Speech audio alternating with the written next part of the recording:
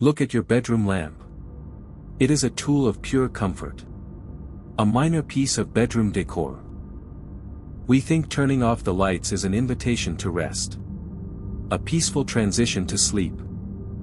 But it's not. For 99% of human history, turning off the light wasn't a choice. It was a death sentence. You think your fear of the dark is a childish phase you outgrew. A silly leftover from monsters under the bed. It isn't. Your ancestors didn't just dislike the dark. They were utterly, biologically traumatized by it. They feared the arrival of twilight more than they feared war, disease, or death itself. Because the moment the sun dipped below the horizon, humans ceased to be the apex predators of this planet. We became the prey. To understand the terror, we have to look at how we were built. During the day, early humans were evolutionary marvels. We had incredible depth perception. We could spot color, track movement across miles of open plains, and sweat to outrun our targets. The sun was our kingdom. But our greatest evolutionary asset was also our fatal flaw, our eyes. Unlike wolves, cats, or lions, humans lack a tapetum lucidum. That's the retroreflective layer behind the retina that bounces light back through the eye, giving nocturnal animals that eerie, glowing eye look in the dark. It multiplies available light. It turns night into twilight. We don't have it. When the sun went down, early humans were effectively struck blind. Imagine living 2 million years ago. You are trapped in a world where your primary sensory superpower is instantly deactivated for 12 hours every single day. Psychologically, this did something bizarre to our minds. In the dark, the human brain enters a state of hypervigilance. Because we couldn't see, our hearing became hypersensitive. Every snapping twig became a 300-pound cat. Every gust of wind was a lunging predator. The night didn't just hide predators, it manufactured them inside our own imagination. And the predators were very, very real. Meet Dinofelis.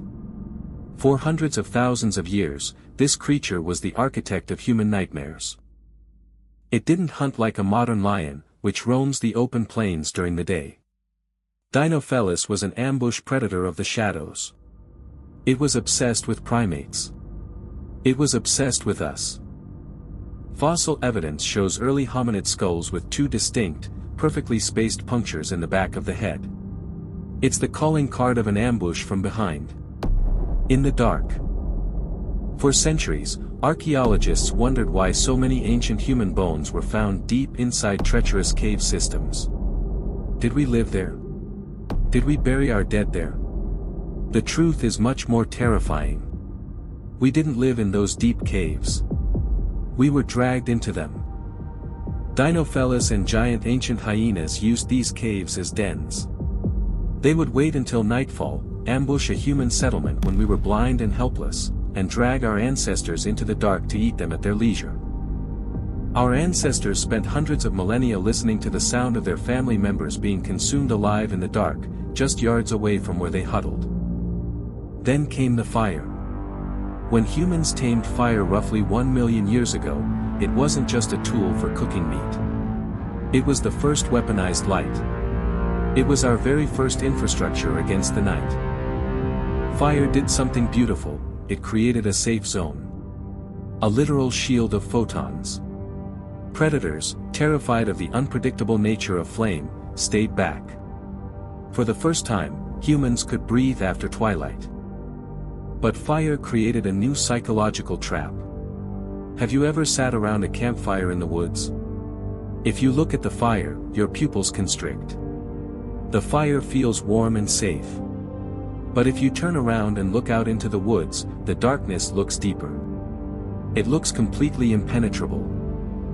By creating a circle of light, we also drew a hard line between the known world and the terrifying unknown.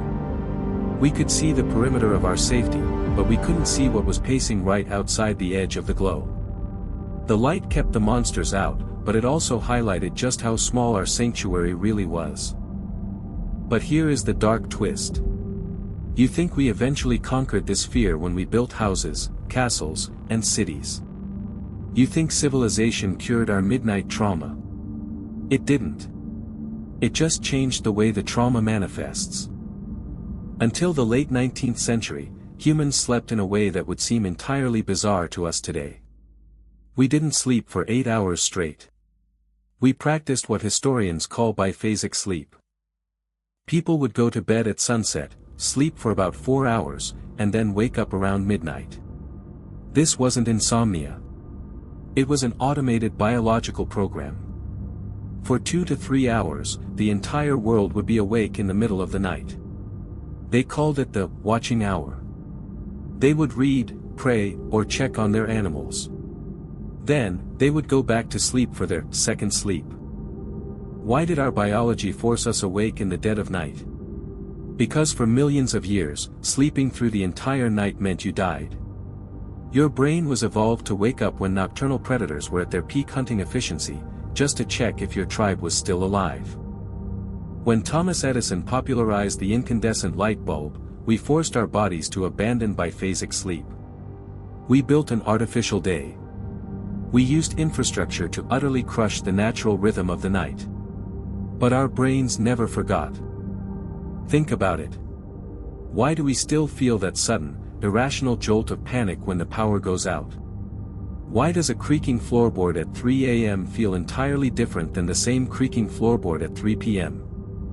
It's because the ancient code is still written in your DNA.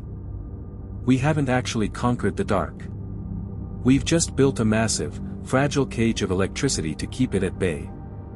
Every light bulb, every neon sign, every glowing smartphone screen is just a modern campfire, a desperate attempt to push back the reality that we are still biologically helpless in the shadows. When you look into the dark and feel your heart rate spike, that isn't a childish imagination. That is your ancestors speaking to you. They are reminding you of the hundreds of thousands of years where the dark meant something was coming to tear you apart. The next time you lie in bed and feel a chill because a shadow shifted across the wall, remember. You aren't afraid of being alone in the dark. You're afraid of not being alone. The next time you reach for that light switch, remember what you are truly doing. You aren't just turning off a lamp. You are opening the door to a world we spent a million years trying to escape. Make sure to hit the subscribe button so you don't miss our next deep dive into the hidden, terrifying forces that shaped our species. Stay curious. And keep the lights on. Please comment, like, and subscribe to my channel.